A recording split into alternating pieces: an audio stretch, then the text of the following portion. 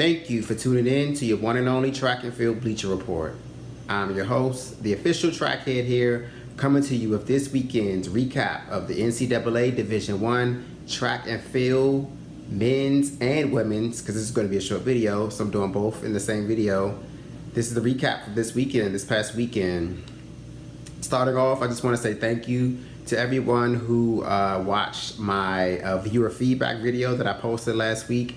I appreciate all of the feedback that I received about what I can do to, help out the channel, or what I can do to make the channel better, to make the content better. So I thank you for all of the viewers and the subscribers that actually provided feedback and sent me messages. I really do appreciate everyone who provided feedback, and a lot of the comments, a lot of the feedback that I've gotten, I will definitely take into consideration. I plan on doing a few things differently over the next couple of weeks. I may not be able to do everything right away, but I definitely have heard you guys, and I want to try to make the channel and the content and the videos a lot better going forward. So hopefully we can do that, and it won't be a lot of issues. It won't be too much headache and stress involved in it. But again, I just want to say thank you to those who have not already subscribed to the channel. Please do so. There are some viewers who actually watch my content who aren't subscribed to the channel, so I would love for you to subscribe to the channel so that you can continue to make sure that you are kept abreast with the videos that I post and the content that I put out. So as my channel grows and I do more, you won't miss out. So I appreciate your views, but click that subscription button, it won't hurt. Anyway, this video is about this past weekend's NCAA collegians that ran this past weekend. It wasn't a lot of action going on. Most of the teams are preparing for their conference championships. There were a few conference meets that held this past weekend, but for the majority of the teams, their conference meets will be coming up this coming weekend. So a lot of the teams sat out.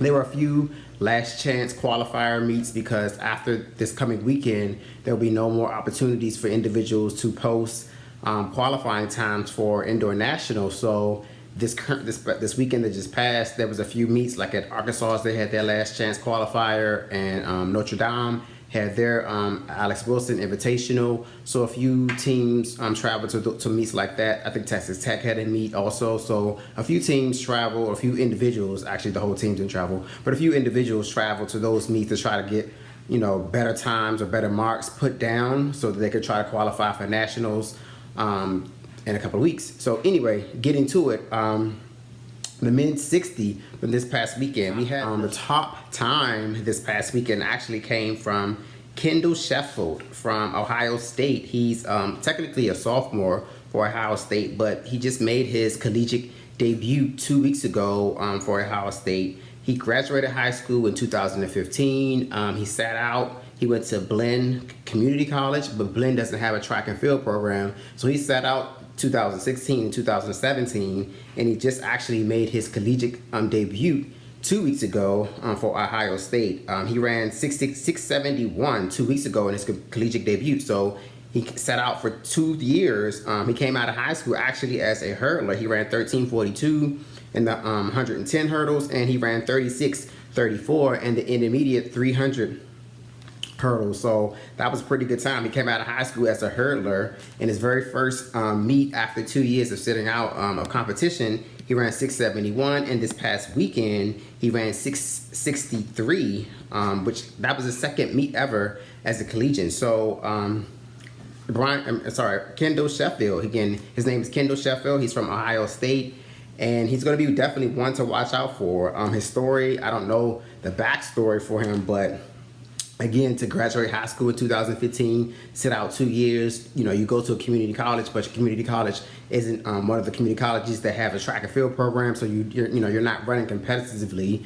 And so, like I said, he's listed right now as a sophomore, but he could technically be a redshirt freshman. So he definitely has a good story behind him, and with only running 2 weekends so far this season, and running 671 and then coming back in his very next race the following weekend and running 663 shows that he has a lot of promise for him. And so we're going to have to watch out for him. I know Ohio State's conference meet is this coming weekend, so I'll definitely be checking out Ohio State's conference to see how Kendall Sheffield does. So I'm going to be looking out for him. Maybe he can. I think that 663 is actually the number 16th time right now for the men's 60. So he's right on the bubble, actually. So great. You know, if he runs faster than 63, he probably will, you know, make it to nationals. But you know, with all the conference meets being held this coming weekend, I don't know if his 663 will stand as the bubble time. So hopefully he can improve in his third collegiate race of his lifetime. Hopefully he can improve his 663,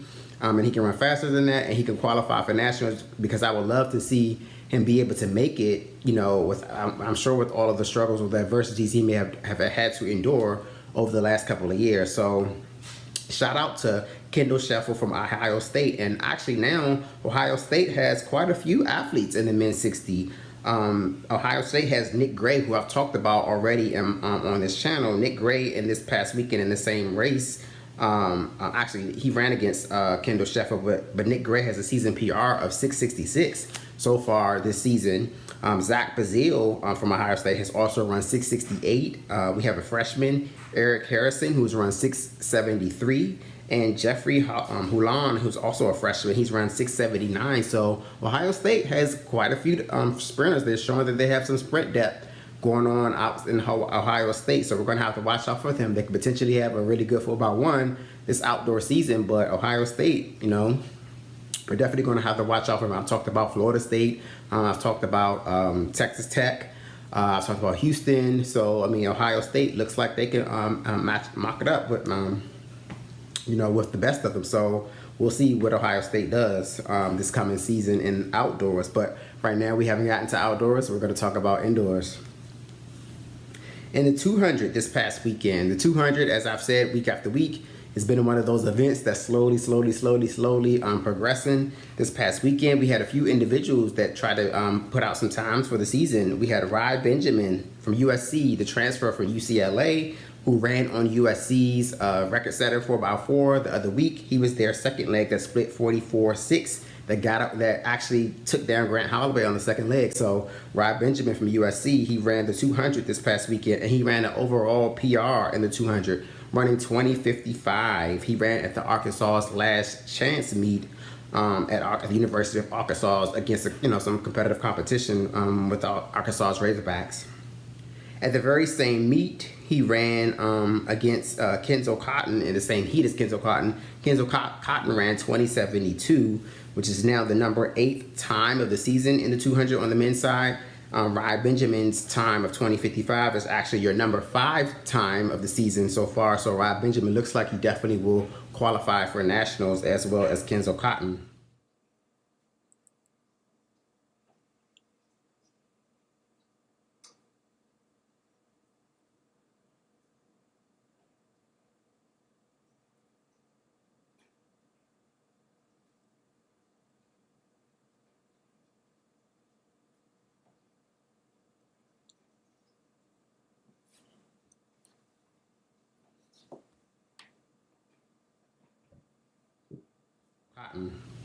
In the same race, but not in the same heat, from Arkansas, we had Obi Ibakwe, who's already your leader this season in the men's 400. He ran an indoor PR of 20:69. He wasn't in the same heat as Kenzo Cotton and Rai Benjamin, but Obi Ibakwe won his heat running 20:69. He's now your number 7 competitor in the list for the 200. But I think with him being with him being the collegiate leader in the 400, I definitely feel like he will focus on the 400 come nationals, and we probably won't see him in the 200 come nationals.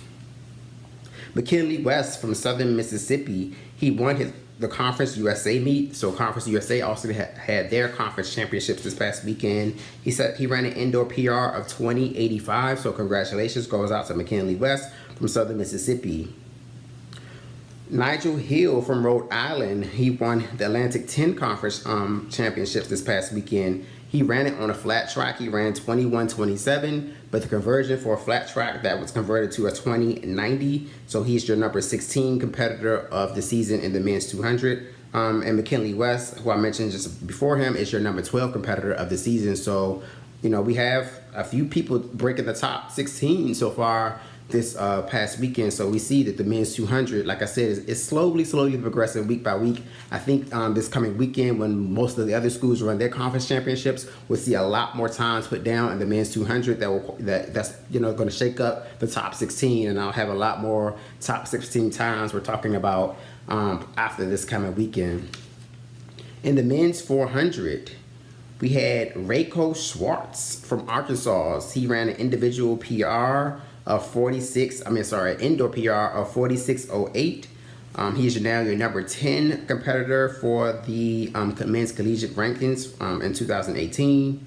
Also this past weekend from the University of Southern California, USC, he was a part of USC's record setter 4x4. He ran third leg. Ricky Morgan Jr., he ran a 46.14 at the Arkansas meet. Both him and Rayco Schwartz ran at the Arkansas meet. Rayco Schwartz is your number 10 competitor, and now Ricky Morgan Jr. is your number 13 competitor in the men's 400. This past weekend in the men's DMR, we had a really big meet. A lot of the teams focused, especially on the men's side, a lot of the teams really focused on trying to get qualifying marks for the DMR. So this was a last chance, a last ditch effort to try to really get some solid times and some solid teams into nationals for the men's DMR. At the Alex Wilson meet at Notre Dame, we had all 12 teams that ran this past weekend. All of the teams that made the 12 cutoff for the DMR ran it this past weekend. So at the Alex Wilson Invitational at Notre Dame, we had Stanford run the season's best time of 9:26.91. Oregon was second at 9:27, and Wisconsin was third at 9:27. But like I said, all of the teams that ran this past weekend, most of them came out of the Alex Wilson meet at Notre Dame, but a few others ran in other meets. But all 12 teams that are currently on the 12 teams that will be probably representing NCs ran this past weekend. So that goes to show you that they really focused on the DMR this weekend, and I think that all teams put everything they had out in the DMR, and they were because they felt like this was going to be the best weekend to do it, and not try to do it at conference, so that individuals want to double in or triple in at conference. So the DMR looks like it's going to be a really good event come nationals for the men's side. And like I said, a lot of the people who probably ran these fast times this weekend on the DMR for a lot of these schools may not even be the individuals that end up running it at nationals, because they have other events they probably will be focusing on. Now on the women's side, it's a little bit less content than on the men's side, but on the women's, in the women's 60, we had from the University of Texas, Teahna Daniel. She ran this past weekend at the USATF Indoor Nationals. She actually made the finals. She got third in the 60. She ran a 7:22. That was at altitude, so the conversion is 7:24 for ranking purposes. So that puts her well within the top 16 for the women's 60, and so she definitely will. She's your 2016 indoor champion in the 60, and so it looks like she's running into shape. She had a slow start this season, and so it looks like she's running into shape. She still has a conference meet next weekend, and so she can drop her time. She can lower her time at her conference meet, and maybe she can get back under 7:20 by the time she gets to nationals, and then they'll put her in the conversation for potentially definitely making the finals and potentially being on the podium. So congratulations to Teahna Daniels. And the women's 60-meter hurdles, Kayla White from North Carolina A&T. She had a good double this weekend at a MEAC Conference Championships. She ran 8:09 to win the 60-meter hurdles at the Mid-Eastern Atlantic Conference Championships, MEAC as we call it. She's now your number 9 competitor of the season in the women's hurdles. So Kayla White from North Carolina A&T looks like she definitely could qualify for nationals. Hopefully that time holds up and she can qualify for nationals. I know that a lot of hurdlers will be running this coming weekend, so 8:09, I don't know if it's safe. I can't say it's safe. In the past, 8:09 definitely has made it. Anything under 8:15 in the last couple of years have made it, but 8:09 this season, it might be hard. It might be a bubble time. So I'll keep my fingers crossed for Kayla White, but hopefully that time will be safe. But I don't know. We're gonna have to watch for next weekend. Also this past weekend at the University of Arkansas, the freshman Janique Brown, the Razorback, She ran 8:15. That's a PR for her. So she's now your number 14 competitor of the season this season for the women's hurdles. Just like the men's DMR, the women's DMR saw a lot of action.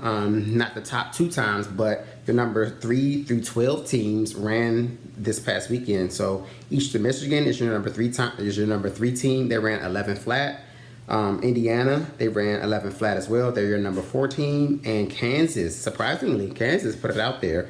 Number 5 team of the season, they ran 11:01. So, like I said, just like the men's, most of the teams ran this past weekend, and so most of the teams that are now within your top 12 of the season, of your top 12 teams that are top 12 relays that could potentially be going to nationals, they ran this past weekend.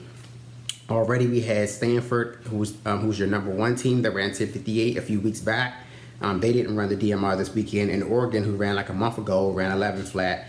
They didn't run this past weekend. So those are your top 2 teams. But outside of those 2 teams, your 12 times came from this past weekend. So a lot of people put a lot of emphasis this past weekend in the DMR. Notably, Texas A&M ran 11:03 this past weekend. They ran Sammy Watson on the 1600 leg. She anchored.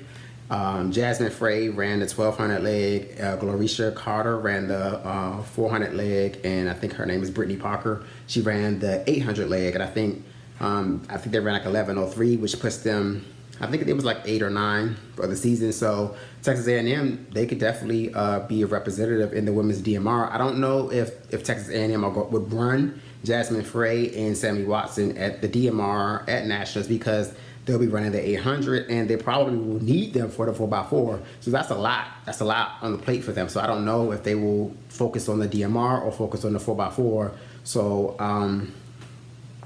we'll see. We'll see how that plays out for them. But they could they win the DMR? It's possible if the pace was slow. I think they could win it. But with them running the 800, and with them being heavy favorites in the 800, and then with them being needed in the 4x4, I don't know if Texas A&M would pull them and put them on the DMR. I don't think that would be a smart move for them to run all of those events. So I think they would have to choose either between the DMR or the 4x4. And Texas A&M is a sprint school. They love the 4x4. So I think they would probably, wouldn't want to take a loss in the 4x4 versus taking a loss in the DMR. I don't think they would care that much if they took a loss in the DMR. So anyway, we'll see how that goes. We'll see what happens with that. We'll see if they actually run it come nationals. But that was all that really happened this weekend on the collegiate scene. So like I said, short and sweet. It wasn't a lot going on. We'll check for most of the events and most of the conferences that will be coming up this coming weekend, and we will see how that goes. We'll report about it here. We'll talk about it here. So stay tuned for that. Thank you for tuning in.